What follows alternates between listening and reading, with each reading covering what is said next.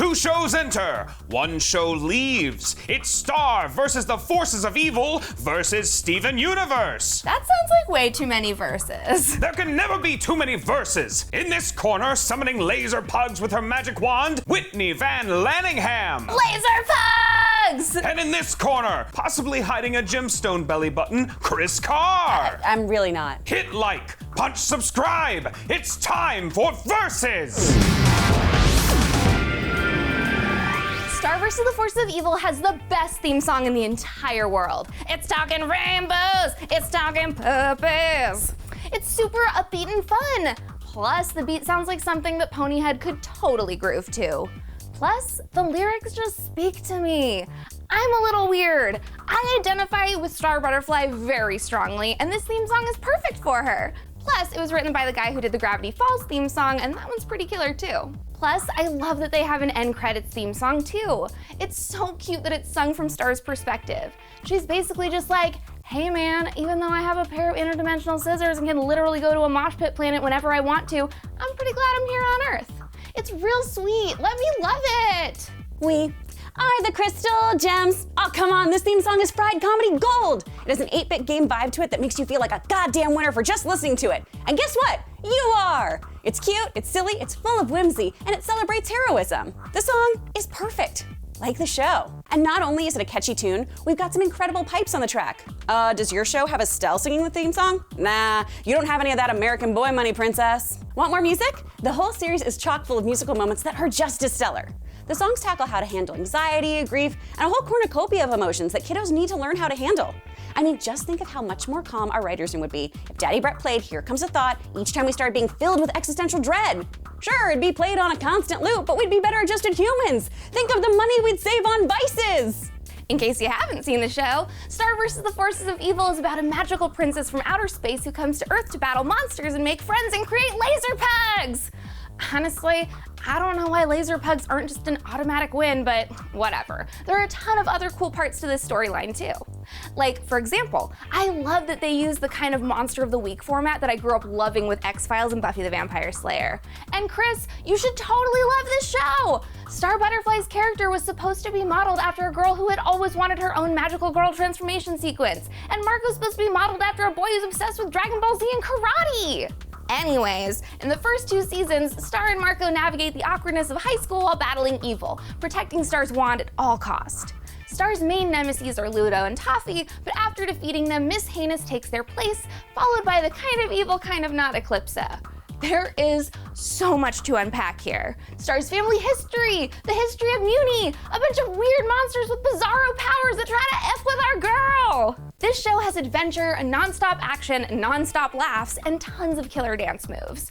I wish I was a cool magical princess from outer space with a laser pug. Also, every single battle on the show is epic. The battle against Monster Arm, ridiculous and awesome. The battle against Toffee, where Star goes full puberty and kicks his ass, beautiful and lethal. Spider with a top hat just busting out and taking everybody down with a laser cannon, inspiring and badass. Plus, I love all of Star's Pineapple Bacon Kitty Nightmare Rainbow Narwhal Blast spells. I want to defeat my enemies with sea creatures and breakfast food. Steven, a half-alien boy, must learn to utilize his crystal gem powers with the help of his guardians Garnet, Amethyst, and Pearl, and help defend the universe. At its core, the show is obviously about Steven, his family and friends, and of course, the gems. What started back in 2013 as a cute show where the worst thing that could happen was running out of cookie cats has evolved into something much deeper. Steven Universe is hands down the best exploration of gender and sexuality on television right now. From Garnet's backstory on how Ruby and Sapphire merged to create her, to Pearl's complicated feelings towards Steven since she was so in love with his mother Rose Quartz, to the gems' general interactions with one another. We see connections form through friendship that can transcend societal norms. Get with the times, people! Can we all be as progressive as a Cartoon Network show? So like, that's super cute that your show has sparkles and rainbows. Mine is woke AF. Your narwhals can stick it where the sun don't shine. There's so many good characters on this show. How much time do I have?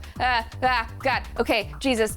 There's Star Butterfly, obviously, the coolest alien princess witch ever. She can create laser pugs and take down bad guys. I also love that her special power outside of her magic is the fact that she can make best friends with anyone. She's basically like me after a few mimosas at the nail salon. She's sweet and loyal and definitely has way too much anxiety at the idea of upsetting her friends.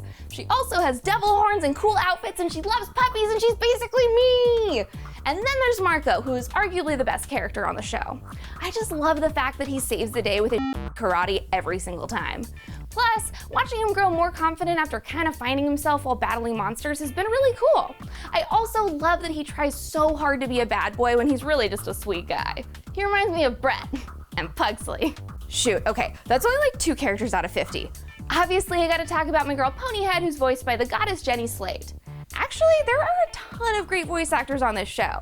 Alan Tudyk, Jeffrey Tambor, Ryder Strong, Nia Vardalos, Zasha Mamet, Jim Gaffigan, Jessica Walter, Abby Elliott, Patrick Stump, Nick Lachey, Carol Kane, and Weird Al. Honestly, I have no idea what all of those people would be like in a room together, and I am terrified to find out. But their combined talents and many, many more on the show make this one of the best cartoons on TV right now. Plus, I love that the villains are so dynamic. Like, Toffee literally serial killers everyone into believing that he's just this average guy out to steal the wand like everyone else. And then bam, he leaderships his way to the top dog. Dude's a sociopath for real. Toffee is hands down one of the most dynamic villains I've ever seen in an animated kids series, and I am living for him. But it's so satisfying when Star mutilates him to death. Look, she finally gets her super cool magical girl transformation sequence. God, this is so hard. There's so many cool characters. Okay, Marco's parents are sweetheart. Jackie Lynn Thomas is the coolest, and I totally have a cartoon crush on her. Glosser kind of gets on my nerves, honestly, but I think that that's the point of his character, so well done. Another lemon grab. But I love Buff Frog, and I think Star can do way better than Tom. And Jessica Walter as Miss Heinous / Meteora is brilliant, ingenious, and perfect. Did I get them all? Is this video 100 minutes long now? Oh my God, I'm so sorry. I blacked out while you were talking for all of eternity. If we have a nuanced and layered story, we obviously have to have characters that stack up. Steven is just a sweet little sausage who is super goofy. Sure, he's not as powerful as the other gems, but the kid has heart. He's like the Mati of the crystal gems, only like useful and has a pet lion instead of a monkey, so that's way cooler.